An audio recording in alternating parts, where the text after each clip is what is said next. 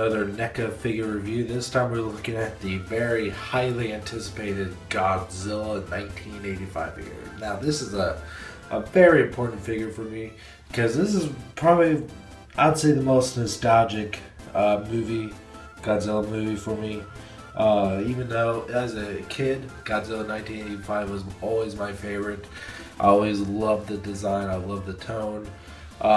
Even though as I got older, I really started to appreciate the very original one more, and especially when I first saw the original Japanese one, not the American one, not the American version from '56, but the original Japanese '54. I started to appreciate that one a lot more, and soon became my favorite Godzilla movie.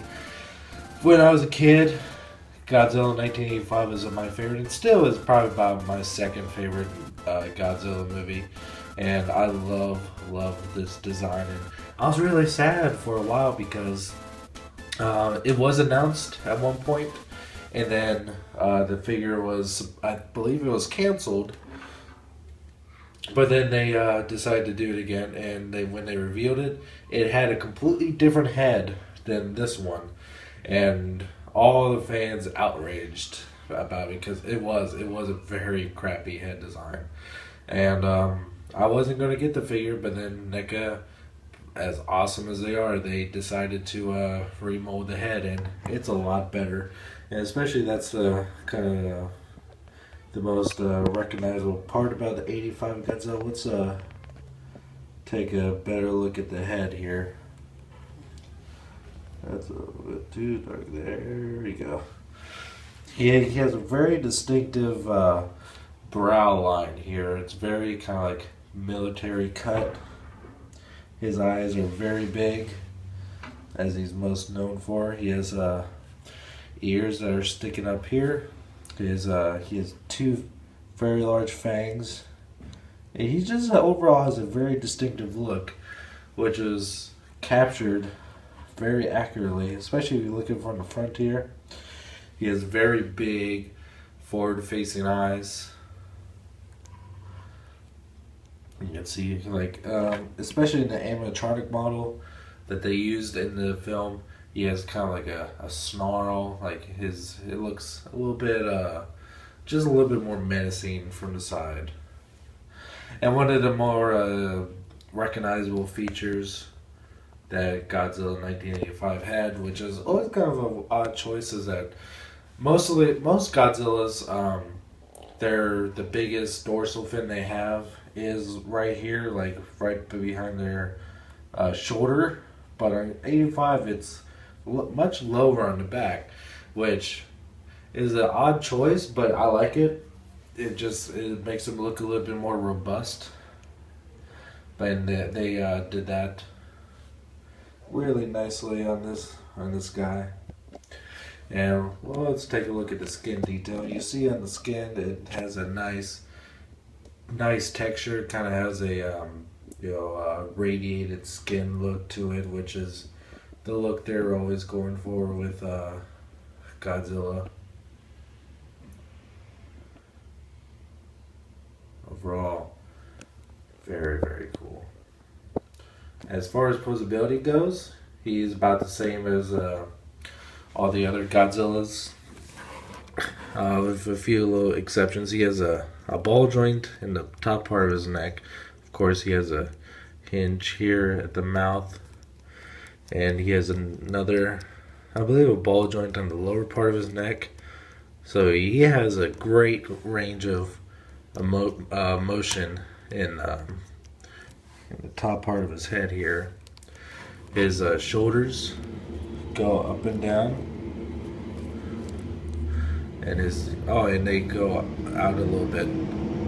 So it's I believe it's a ball joint, but it may not be. It's really hard to see. His elbows go up and down and swivel. His hands are also on the ball joint. They go in and out. And this one has a tendency to pop off every now and then, which is kind of unfortunate, but it's not that big of a deal. Just beware that might happen on yours. His hips, it feels like there might be a socket joint in there, but really you can only get that much motion just because of the design of the figure. He's pretty bulky. He's got knee joint too, and nice bit of range in the ankle.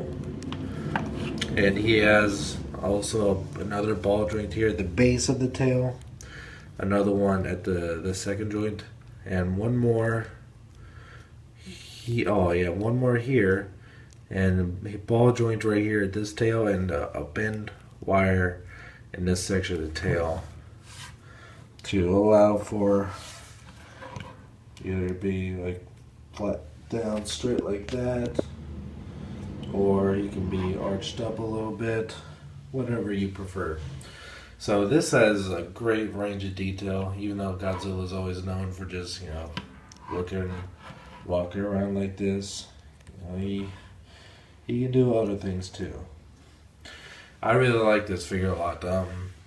And like I said, I wasn't originally planning on getting this figure just because the original head it had was really, really crappy, and I was very unhappy with it.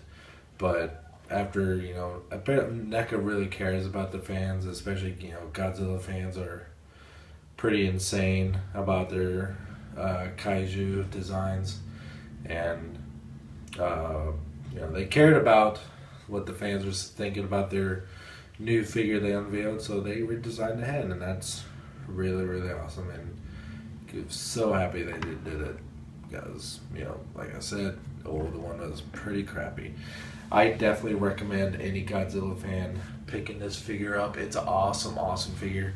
And it's not too often we see, actually this is the only real mainstream Godzilla 1985 figure that I can think has been released. Not even Bandai with their super cheap generic figures have released an 85 Godzilla. There's only one like kind of statuesque Godzilla figure I can think of that's been released, but it was really crazy expensive. Like $200-300 for like a 12-inch statue of 85 Godzilla. But yeah, as far as I know, this is the first actual like action figure release of a Godzilla 1985, and I believe this is going to be kind of hard to find because just of the nature of the figure, and it is a big fan base behind this design, and I really do recommend fans picking this guy up. You can follow me at Twitter at twitter.com/SSJAutobot. You can Instagram me too, SSJAutobot. I do live streams on Twitch at twitch.tv/SSJ_Autobot. And if you haven't subscribed to my channel yet, click the subscribe button above this video, and I'll catch you next time.